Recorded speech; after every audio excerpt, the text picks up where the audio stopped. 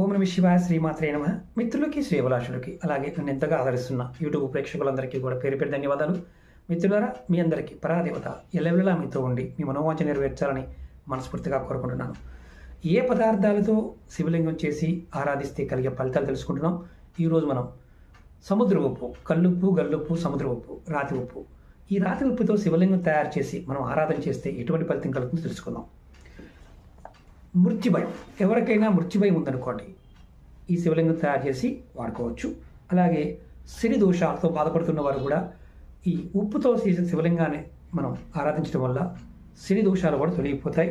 అలాగే సౌభాగ్యం కావాలి, భర్త ఆయుష్ బాగుండాలి అని కోరుకునే ఆడవారు ఈ లింగాన్ని ఆరాధిస్తే ఖచ్చితంగా వారికి మంచి ఫలితాలు కలుగుతాయి. ఇది లవణలింగం అంటారు, అంటే ఉప్పుతో చేసే లింగం.